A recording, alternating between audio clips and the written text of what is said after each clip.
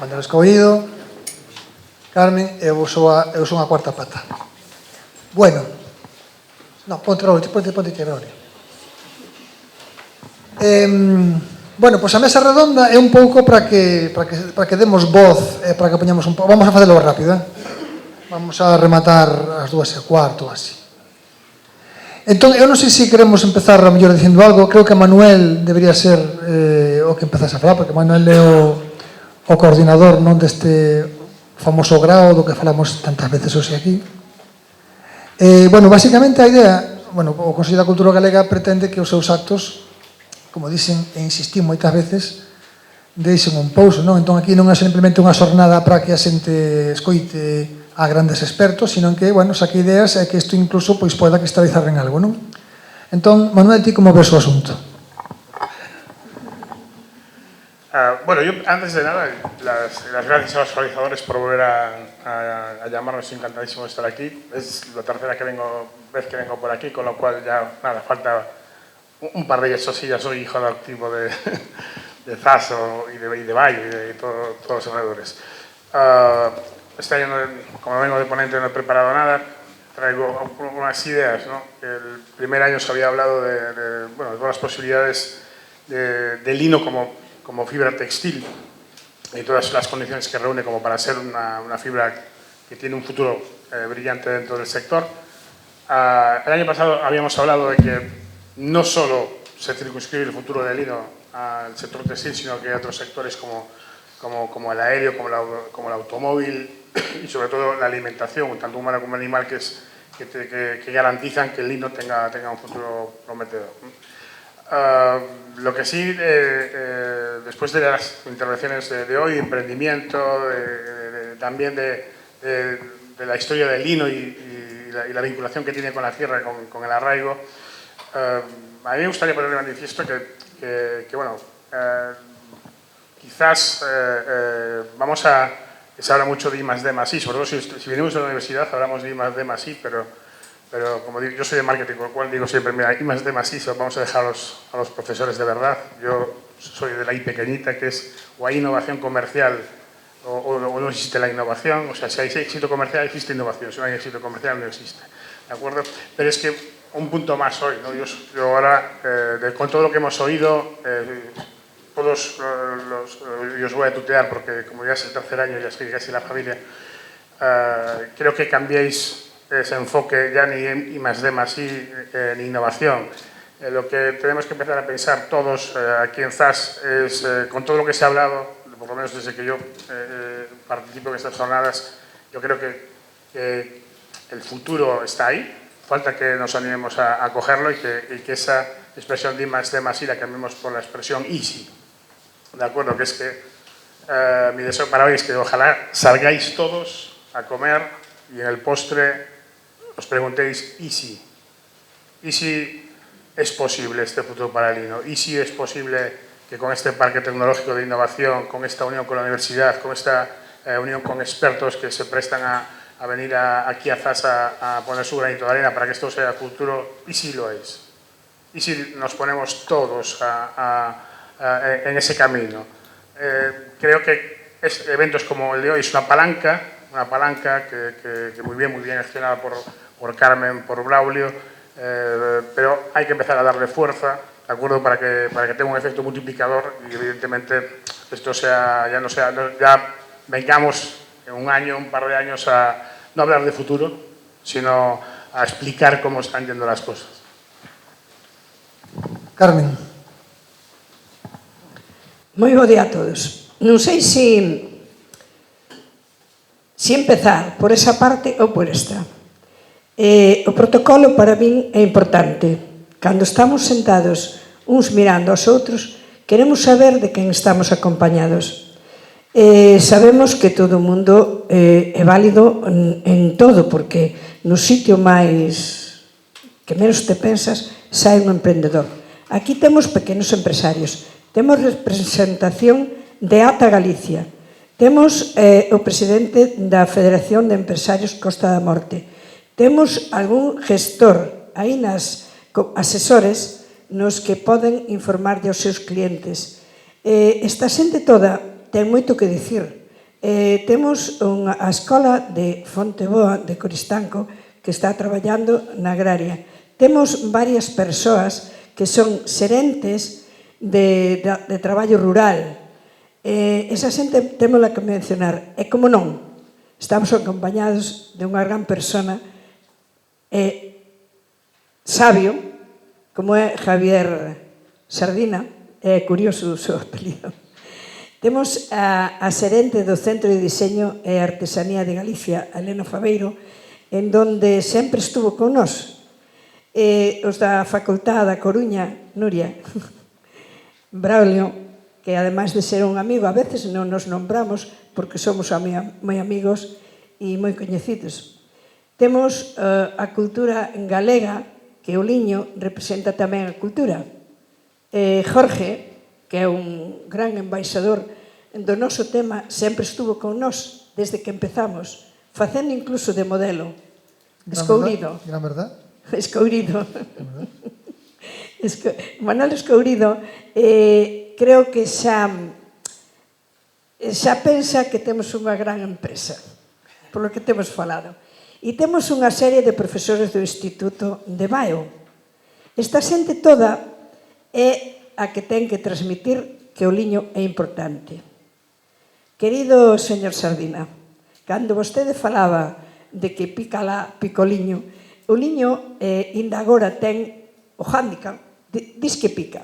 Por que picaba o liño? Porque antes se aproveitaba de todo e levaba pallas. Pero o liño xamais picou, non pica. Damos fe. Falaba da importancia do liño no noso territorio. Sabedes que os curas non utilizan manteis que non sexan de liño e os que teñen de outras fibras debaixo meten unha teliña de liño. Digo porque estou traballando moito para a Iglesia. Cando os romanos escollían un personaxe importante, un mandatario, vestíase de liño. E nós temos un lema no noso tema. A persoa que viste de liño é distinguida. Pero pode vestir todo o mundo de liño porque non é tan caro. E é verdade que non se arrugan, non se fixaron, os mantéis que están arriba están sin planchar. Así salieron da lavadora. Unha lavadora normal. E temos moitísimos beneficios do liño. Sabemos que cando hai unhas fridas que están húmidas, non se curan, pero cunha vendase de liño podense curar. Nós incluso facemos xabón manual de aceite de liño. E é, de verdad, non fai falta ningunha outra crema. Facemos un pouquiño de todo. Creo que Isabel nos vai a pasar, mentes que falamos, unhas imaxes de como nós traballamos o liño. É inviable totalmente inviable facelo desta maneira, non? Artesana. Querida Nuria,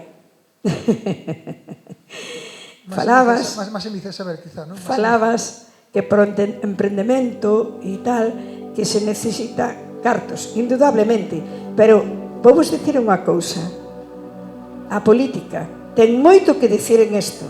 É que hai momentos que parece que vivimos en dúas Españas ou en tres, porque estás facendo algo, cambian as políticas e atrancouse todo. A burocracia, eso xa é impensable.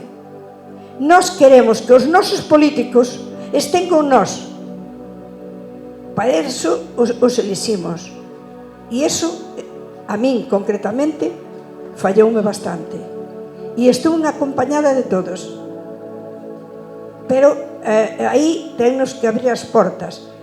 A Costa da Morte para emprender ten un gran problema: as comunicacións. Hoxe en día estamos falando por teléfono e quedamos a cero. Hoxe en día as nosas redes non van. Tes un ordenador donde vivo eu nunha aldeiña pequena que casi chegas a pé a levar o recado. E despois a autovía é imprescindible, necesaria. Entonces estamos que algunha xente pensa que somos a reserva de España. Non, señores, aquí hai xente emprendedora, pero non somos a reserva de España. Somos o sitio máis bonito e máis auténtico de España. E aquí é onde os grandes empresarios deberían apoyarnos. Pero hai emprendedores, pero hai moitas trabas para chegar a emprender neste territorio. Que non sona bronca, por favor. Bueno, pois, benvidos a todos, e agora ten que falar Braulio, porque, como decíamos, é sábado. E o sábado é moi especial para todo o mundo. Señor Sardina, moitísimas gracias. Quédanos moito que falar desto.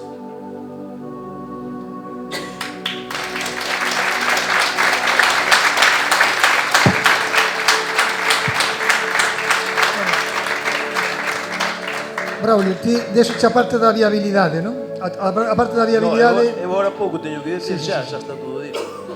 No, bueno, básicamente decir que as gracias, por suposto, ao Consello da Cultura Galega e ao Concello de Zas por convidarnos a participar nesta xornada. Pola nosa parte, pois, pensamos que este simposio sirve un pouco para incidir en algúns dos retos que ten a Galicia do futuro, máis en concreto o reto industrial da Galicia do futuro, que, ao meu modo de ver, de forma, bueno, pues, modestamente, penso que o gran reto é o fortalecemento do seu sistema de innovación, sistema de innovación que, como sabedes, está integrado por diferentes contornas, contorna empresarial, contorna da administración, a contorna das universidades, a contorno financiero, etc., non? Todas esas contornas teñen que fortalecerse e ao mesmo tempo teñen que propiciarse a clave de calquer sistema de información de innovación, que é a relación entre todos esos asentes, non? Se non hai relación entre asentes, non se pode falar de sistema de innovación. Entón, que é o que estamos facendo hoxe aquí? Pois promover a relación entre a administración, neste caso a administración local, a universidade, a empresa, e por aí é o camiño que nos queda por percorrer, non? Cal pode ser un marco para fortalecer esas relacións? Pois, como xa se ven falando aquí ao longo da mañán, pois o futuro Parque Científico e Tecnolóxico da Costa da Morte, inda que se ubique no Concello de Zas, é un parque para toda a Costa da Morte, non?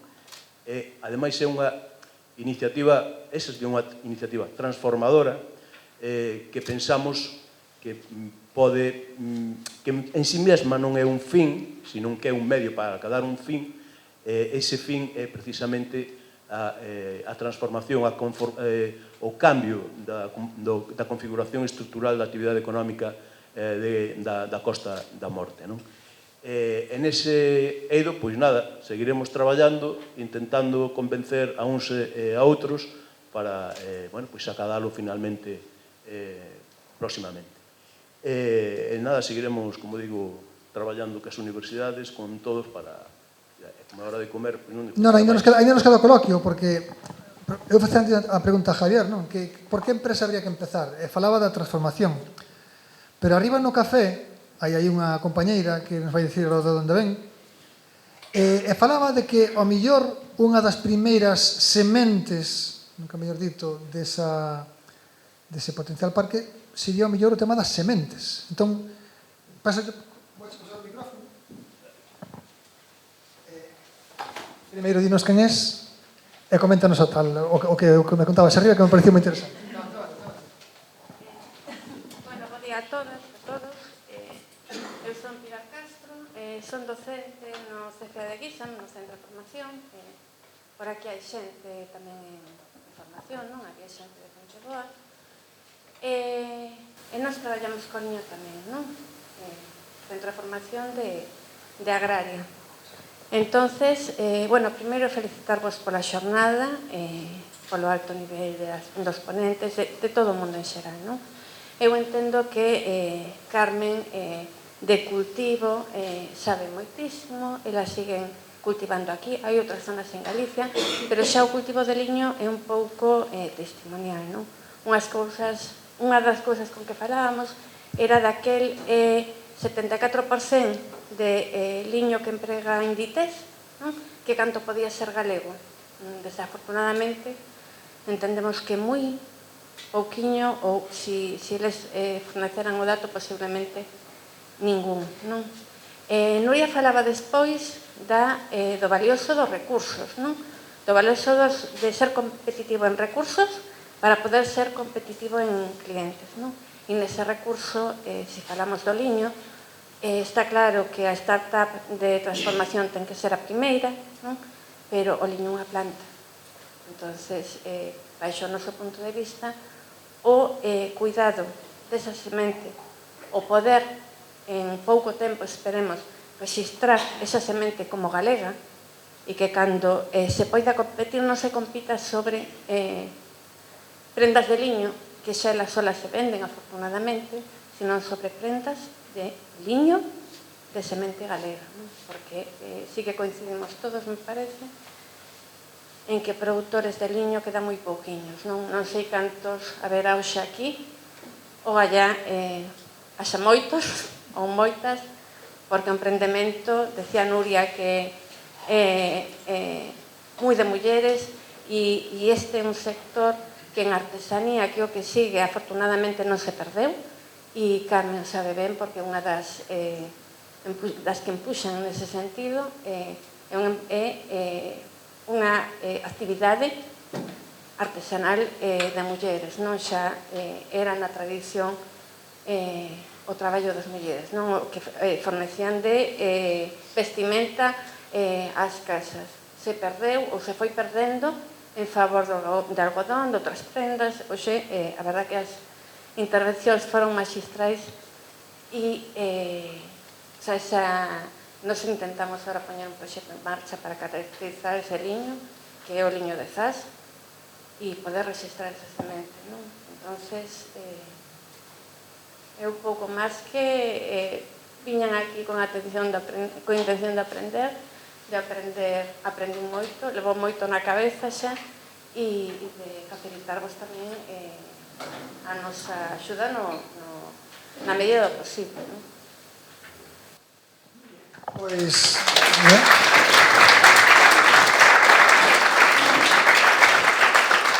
No, é que viñeches a aprender, pero tamén a dar unha idea importante, porque realmente eu descoñecía, bueno, sabía algo, pero ao mellor esa ten que ser a da primeira base, non? Se empezamos a pensar en como dotar de contido, ao mellor a primeira iniciativa sería registrar... Esa semente, as mulleres que a cultivaron non a perderon, non se perdeu, entón simplemente hai que seguir a mantendo, cuidala e lanzala, non? Registrala. Curiosamente, a nosa primeira semente veu de Francia, que en España non atopamos ningunha. Si quedaban restos, pero, a ver, cando pasa moitos anos non xermina. Entonces, trouxémola de Francia. E agora, sinceramente, non nos chega nada. Fixemos un traballo con Feiraco, sabedes que están alimentando as vacas leiteiras con semente de liño e a leite non é que sea rica, é que é riquísima. Creo que os primeiros foron Feiraco, pero ahora están as demás cooperativas leiteiras aproveitando.